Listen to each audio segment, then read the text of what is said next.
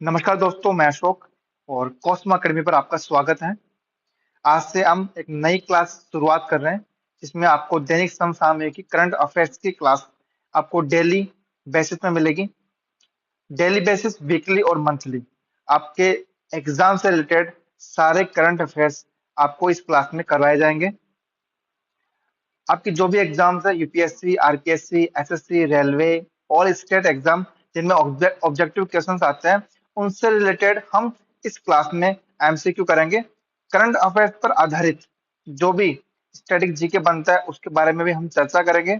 और इसके साथ साथ आपको हर क्लास में प्रीवियस जो भी करंट अफेयर्स के अपने क्लास लिए या फिर कोई एग्जाम के अंदर आपको करंट अफेयर्स का कोई टॉपिक या कोई कुछ भी आया है, उसके उसका अपन रिवीजन करेंगे। हर क्लास में आपका प्रीवियस क्लास का रिवीजन के साथ साथ आपकी एक जो क्लास है, आपको डेली बेसिस पे सुबह 9:15 पे आपको मिलेगी। तो ठीक है, आ जाइए मेरे प्यारे दोस्तों, और आपकी एग्जाम को लेके और इस करंट अफेयर्स को इजी बनाते हैं और शुरुआत करते हैं क्वेश्चन नंबर 1 से।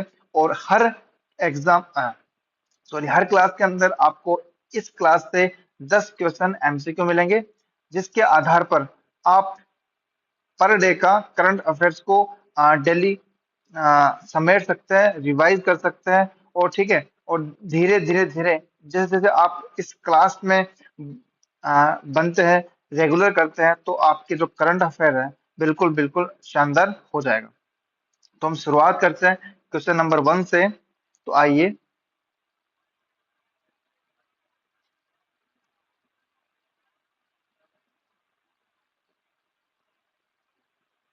यह रहा क्वेश्चन नंबर 1।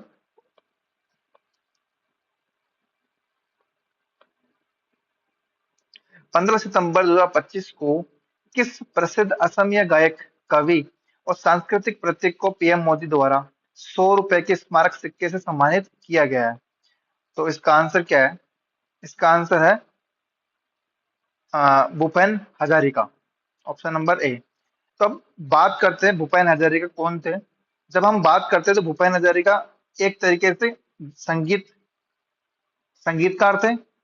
ठीक है, हम बोल सकते हैं कि कवि भी थे। संगीतकार थे, कवि थे, फिल्म निर्देशक थे। ठीक है, और समाज सुधारक थे। सबसे इंपॉर्टेंट अपने पास क्या है भूपेन हजारिका के बारे में, कि समाज सुधारक थे। इसके बाद हम बात करते हैं कि भूपेन हजारिका का जो जन्म है वो क्या है, 8 सितंबर और 1926। भूपेन हजारिका का जो जन्म है 8 सितंबर 1926 में, और कहाँ पे जन्मे थे?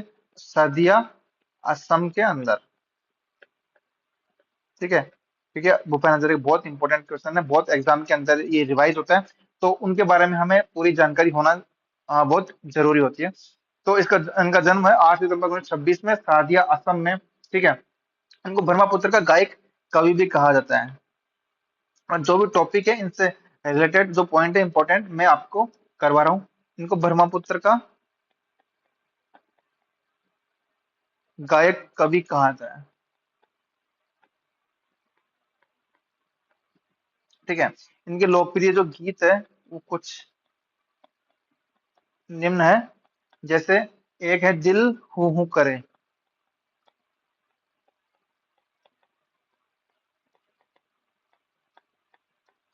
ठीक है, दूसरा है गंगा बहती हो क्या।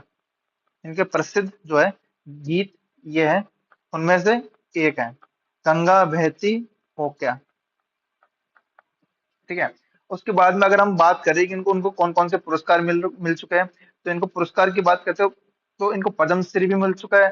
पद्मश्री मिला था इनको 1977 के अंदर। दूसरा पद्म भूषण मिल चुका है इनको। पद्म भूषण मिला था 2001 में। और पद्म भारत रत्न भी इनको मिल चुका है। भारत रत्न मिला था इनको, मरणोपरांत मिला था, और ये मिला था 2019 के अंदर। ठीक है, तो भूपेन हजारिका के बारे में मोस्ट जो इम्पोर्टेंट पॉइंट है वो आपको मैं हम डिस्कस कर चुका हूँ। ठीक है, तो क्वेश्चन जो करंट अफेयर का तो कुछ इस तरीके से, 15 सितंबर 2025 को किस प्रसिद्ध असमिया गायक, कवि और सांस्कृतिक प्रतीक को पीएम मोदी द्वारा 100 रुपए के स्मारक सिक्के से सम्मानित किया गया है? तो अपना आंसर है भूपेन हजारिका। ठीक है, दूसरे क्वेश्चन की बात करते हैं। दूसरे क्वेश्चन कुछ इस तरीके से है, भारत ने हाल ही में व्यवसायों के अंतर्राष्ट्रीय संदर्भ वर्गीकरण को विकसित करने के लिए किस अंतर्राष्ट्रीय संगठन के साथ एक समझौता ज्ञापन एमओयू पर हस्ताक्षर किया है? तो इसका ऑप्शन है अपने पास, संयुक्त राष्ट्र विकास कार्यक्रम, अंतर्राष्ट्रीय श्रम संगठन, खाद्य एवं कृषि संगठन और विश्व स्वास्थ्य संगठन। जिसका सही आंसर जो है अंतर्राष्ट्रीय श्रम संगठन आएगा। अंतर्राष्ट्रीय श्रम संगठन के साथ भारत ने व्यवसाय के अंतर्राष्ट्रीय संदर्भ वर्गीकरण को विकसित करने के लिए एक एमओयू पर हस्ताक्षर किए हैं। तो हम बात करते हैं कि संयुक्त राष्ट्र श्रम संगठन जो है वर्ल्ड ट्रेड ऑर्गेनाइजेशन, इसको क्या बोलते हैं अपन, WTO, वर्ल्ड ट्रेड ऑर्गेनाइजेशन। बात करते हैं कि स्थापना की, इसकी स्थापना हुई थी 1 जनवरी 1995। ठीक है, इसके अलावा इसका हेडक्वार्टर कहाँ पे है? हेडक्वार्टर इसका जेनेवा, जेनेवा में, कहाँ पे, स्विट्जरलैंड। हेडक्वार्टर जेनेवा स्विट्जरलैंड है। ये कब बना था? ये बना था 1 जनवरी 1995। तो इससे पहले इस संस्था को क्या बोलते थे? इस संस्था को बोलते थे GATT। ठीक है, इसके फुल फॉर्म जनरल,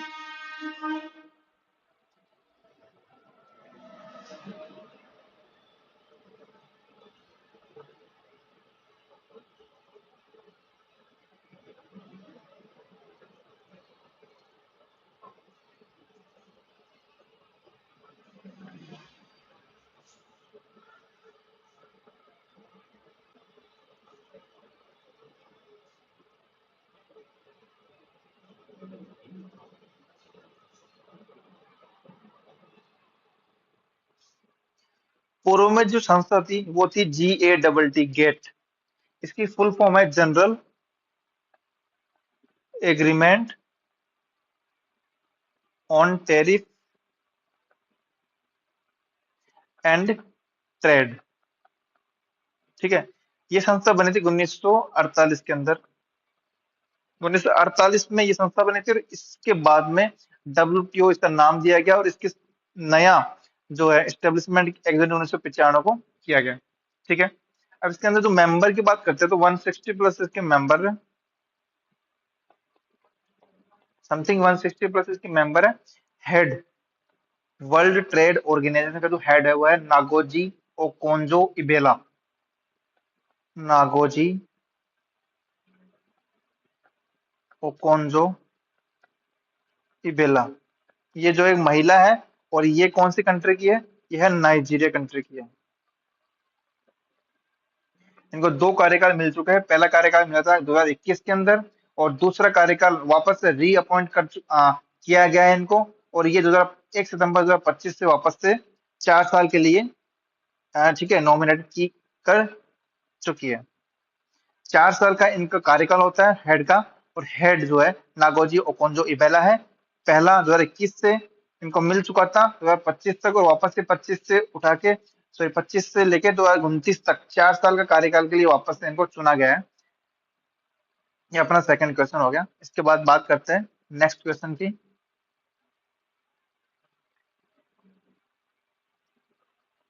अलास्का में युद्ध अभ्यास 2025 के 21वें संस्करण के दौरान भारतीय सेना की किस इकाई ने भारतीय दल का नेतृत्व किया है?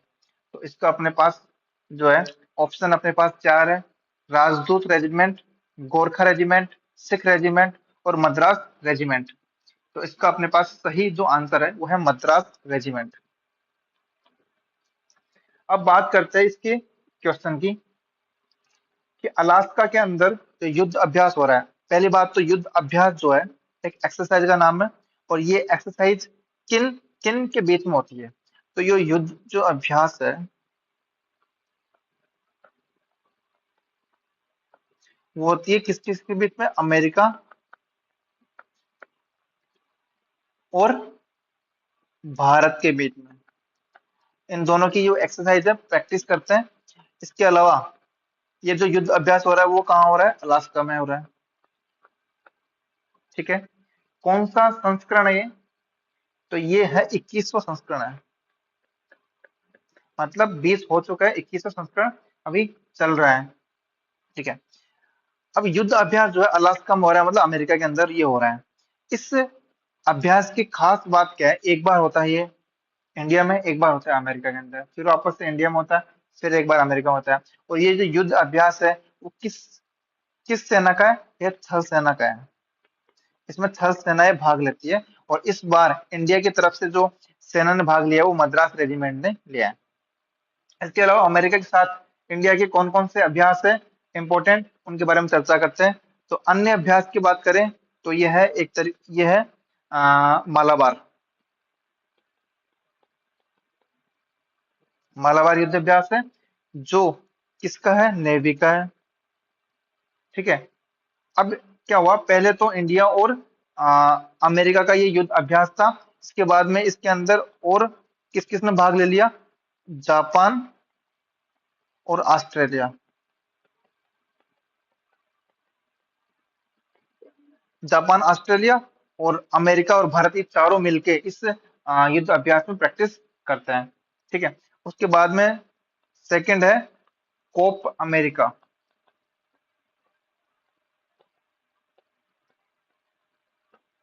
ठीक है, कोप अमेरिका कौन सा है, एयरफोर्स का है, मतलब वायुसेना इसके अंदर भाग लेती है। ये इंडिया और अपने अमेरिका के बीच में होता है। तीसरा है टाइगर ट्रंप। टाइगर ट्रंप, इसके अंदर कौन कौन सी सेना भाग लेती है, आर्मी, ठीक है, नेवी और एयरफोर्स, तीनों सेनाएं इसके अंदर भाग लेती है। आप इसको इस ट्रिक से याद कर सकते, ट्राई जो है, ट्राई का मतलब क्या हो गया, एयरफोर्स, आर्मी और नेवी, तीनों सेनाएं मिलकर इसमें भाग लेती है। तो ये तीनों जो है अमेरिका और इंडिया के बीच एक्सरसाइज है, जिसके अंदर मालाबार के अंदर जापान और ऑस्ट्रेलिया चारों मिलकर ये एक तरीके से एक्सरसाइज करती है। और इसको अपन एक क्वाड जो है, क्वाड की एक्सरसाइज भी बोल सकते हैं, क्योंकि क्वाड के अंदर जापान, अमेरिका, भारत और ऑस्ट्रेलिया आता है। ठीक है, उसके बाद में नेक्स्ट क्वेश्चन की बात करते हैं।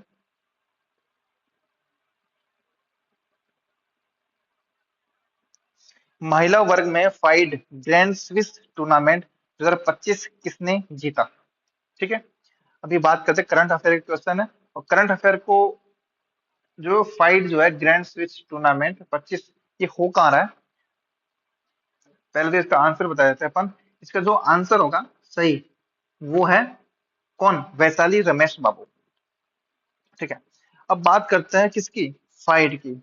ये कहां पर हो रहा है, ये हो रहा है समरकंद। और समरकंद कहाँ है, उज्बेकिस्तान। ठीक है, और वैशाली रमेश बाबू कहाँ की है, चेन्नई की। इसमें इतना ही इंपॉर्टेंट है, एक तो कहाँ हो रहा है, समरकंद उज्बेकिस्तान, और दूसरा वैशाली रमेश बाबू ने इसको जीता है, और ये कहाँ की है, चेन्नई की। ठीक है, अब बात करते हैं नेक्स्ट क्वेश्चन की। नेक्स्ट क्वेश्चन अपने पास,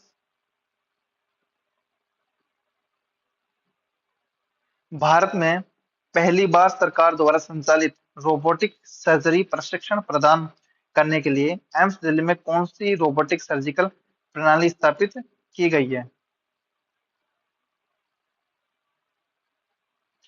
तो इसका जो आंसर है, राइट आंसर, वो द विंची। ठीक है, द विंची जो है एक तरीके से रोबोटिक सर्जिकल प्रणाली है। भारत में पहली बार सरकार द्वारा संचालित रोबोटिक सर्जरी प्रशिक्षण प्रदान करने के लिए एम्स दिल्ली में कौन सी रोबोटिक सर्जिकल प्रणाली स्थापित की गई है। तो उस रोबोटिक सर्जिकल प्रणाली का जो नाम है वो द विंची है। ठीक है, नेक्स्ट क्वेश्चन। अहमदाबाद के नारायणपुरा में उद्घाटन किए गए भारत के सबसे बड़े खेल परिसर द्वारा किस स्वतंत्रता सेनानी की विरासत को सम्मानित किया गया है। तो इसके अंदर अपने पास है रानी लक्ष्मीबाई, ठीक है, लाला लाजपत राय, वीर सावरकर और महात्मा गांधी। तो इसका अपना सही आंसर है वीर सावरकर। वीर सावरकर को लेकर अपन कुछ टॉपिक पे बात करते हैं, इनके इंपॉर्टेंट पॉइंट। ये स्वतंत्रता संग्राम के प्रमुख क्रांतिकारी रह चुके हैं। ठीक है, इनका जन्म जो है, इनका जन्म हो गया था 28 मई 1883 को। कहाँ हुआ था? नासिक में, नासिक महाराष्ट्र। ठीक है, उसके बाद में इन्होंने अभिनव भारत सोसाइटी की स्थापना की। अभिनव भारत सोसाइटी कब की थी? 1904 के अंदर। ठीक है, ये सेलुलर जेल के अंदर रह चुके हैं, काला पानी की सजा इनको मिल चुकी है। और ये जो सेलुलर जेल होती है वो अंडमान के अंदर है। 10 साल की इनको सजा मिली थी अंग्रेजों के द्वारा। तो ये सेलुलर जेल के अंदर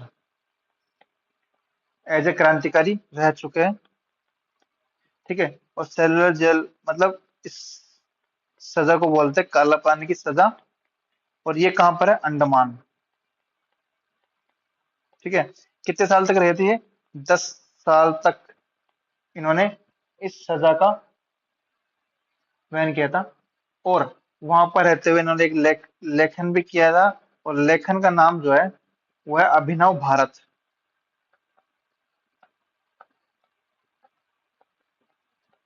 ठीक है, यानी ये एक बुक भी है। बुक का नाम जो नाम है वो है the first war of Indian independence 1857। The first war of Indian independence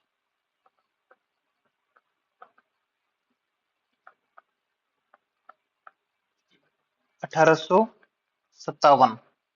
ठीक है, ये कुछ इंपॉर्टेंट पॉइंट है वीर सावरकर जी को लेके। इनका जन्म 28 मई 1883 नासिक महाराष्ट्र में होता। अभिनव भारतीय सोसाइटी की इन्होंने स्थापना की थी। सेलुलर जेल में ये 10 साल काट चुके हैं, जो कि कहाँ पर है? अंडमान निकोबार में। लेखन इन्होंने अभिनव भारत की रचना की थी। और बुक इन्होंने लिखी है the first war of Indian independence 1857। Next question की बात करते हैं। नेपाल की नई अटॉर्नी जनरल नियुक्त होने वाली और इस पद पर पहली महिला बनने वाली कौन है? तो इसका सही सही आंसर है अपने पास, क्या है? इसका सही आंसर होगा, बताओ ये। ऑप्शन है सुशीला कार्की, सविता भंडारी, अज्जू गुरूड और मीरा थापा। बताइए। तो इसका सही आंसर है सविता भंडारी। सविता भंडारी जो है अटॉर्नी जनरल नियुक्त हो चुकी है, नेपाल की प्रथम महिला अटॉर्नी जनरल। किसकी? नेपाल की। हम बात करते हैं, अभी जो अंतरिम पीएम है नेपाल के, कौन है? वो है सुशीला कार्की। ठीक है, और सुशीला कार्की ने ये अटॉर्नी जनरल, पहली महिला अटॉर्नी जनरल किसको? सविता भंडारी जी को नियुक्त किया है, नॉमिनेट किया है। ठीक है, और अभी एक्स पीएम की बात करते हो, एक्स पीएम कौन था? एक्स पीएम तो आप जानते होंगे, केपी शर्मा ओली, जिन्होंने इस्तीफा दे दिया है। ठीक है, और हम अपन को एक चीज और पता होनी चाहिए कि जो नेपाल में आंदोलनकारी है उनको क्या बोलते हैं? जैन जेड। ठीक है, नेक्स्ट क्वेश्चन की बात करते हैं। Question number 8। सीसीएमबी के वैज्ञानिकों ने ये खोज की, SPIN90 प्रोटीन किस प्रकार की मानव कोशिकाओं के लिए रोग जनकों का अनुसरण और नष्ट करने में आवश्यक है? तो इसका जो है कोशिकाओं की कौन सी मानव कोशिकाओं के लिए रोग जनकों का अनुसरण और नष्ट करने में आवश्यक है? किस प्रकार की मानव कोशिका? तो किस प्रकार की मानव कोशिका है? ऑप्शन अपने पास है, लाल रक्त कोशिकाएं, तंत्रिका कोशिकाएं, श्वेत रक्त कोशिकाएं और मांसपेशी कोशिकाएं। तो इसका सही आंसर जो है वह श्वेत रक्त कोशिकाएं, WBC। ठीक है, और WBC की इसका सही आंसर है। और सीसीएमबी के बारे में बात करें तो सीसीएमबी की जो फुल फॉर्म है, क्या काम करता है? Centre for cellular and molecular biology. The centre for cellular and molecular biology. ठीक है, इसका जो हेडक्वार्टर है वो कहाँ पर है? हैदराबाद, तेलंगाना।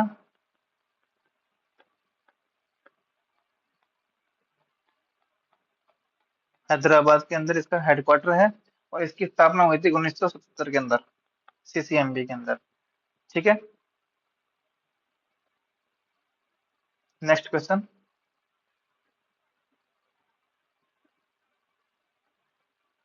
सितंबर 2025 में भारत के उपराष्ट्रपति सीपी राधाकृष्णन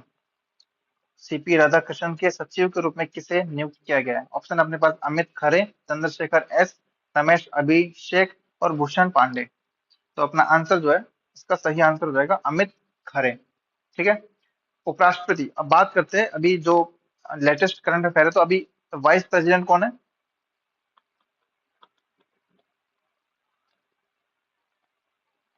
वाइस प्रेसिडेंट है अपने पास अभी सीपी राधाकृष्णन। ठीक है, जो अभी अभी जगदीप धनखड़ जी के इस्तीफे के बाद बने हैं। ठीक है, बाई इलेक्शन। इन्होंने सचिव नियुक्त किया है, इसको क्या है? अमित खरे।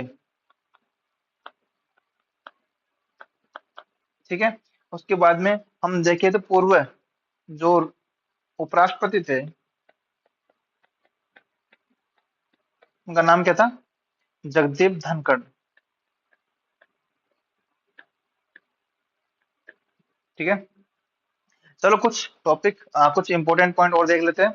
भारत के पहले उपराष्ट्रपति कौन थे? भारत के पहले उपराष्ट्रपति कौन थे? डॉक्टर सर्वपल्ली राधाकृष्णन। भारत के पहले राष्ट्रपति उपराष्ट्रपति कौन थे? डॉक्टर सर्वपल्ली राधाकृष्णन। ठीक है, ये उपराष्ट्रपति के साथ साथ राज्यसभा के सभापति भी रह चुके हैं और 1962 के अंदर ये सेकंड राष्ट्रपति थे अपने भारत के। ठीक है, और इम्पोर्टेंट चीज ये है कि इन्होंने राज्यसभा के सभापति भी रह चुके हैं। कब? उपराष्ट्रपति रहते हुए।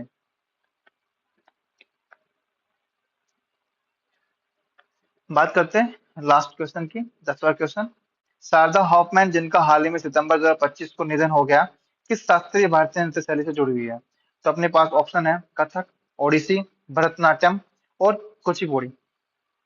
ठीक है, ये थोड़ा सा मिस्टेक हुई, ये है कुचिपुड़ी। ठीक है, तो अपना ऑप्शन के अंदर ऑप्शन सी इसका राइट आंसर हो जाएगा, भरतनाट्यम। ठीक है, और भरतनाट्यम की अगर हम बात करें तो ये शारदा जो हॉफमैन है, पहले बात करते हैं शारदा हॉफमैन के बारे में। शारदा हॉफमैन का जो जन्म है ना, वो हुआ था 14 जून 1929 में। ठीक है, कहाँ पर हुआ? चेन्नई के अंदर। और अभी इनका हाल ही में निधन हुआ सितंबर 2025 को। ठीक है, और इनकी नृत्य जो शैली है वो कौन सी है? भरतनाट्यम। और भरतनाट्यम कहाँ का नृत्य है? तमिलनाडु का। ठीक है, कथक कहाँ का है बताइए? नॉर्थ इंडिया या फिर यूपी। ठीक है, ओडिसी कहाँ का है? ओडिशा का। भरतनाट्यम कहाँ है? तमिलनाडु का। कुचिपुड़ी कहाँ का है? आंध्र प्रदेश का।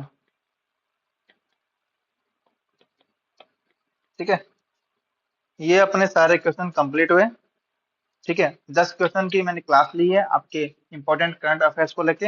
आपकी हर एग्जाम में आपको बिल्कुल हेल्प करेंगे और डेली बेस पे मैं ये क्लास लेके आऊंगा। आप प्लीज इस क्लास को देखिए, आपकी स्टडी के अंदर, आपके एग्जाम के अंदर बिल्कुल इम्प्रूवमेंट आएगा।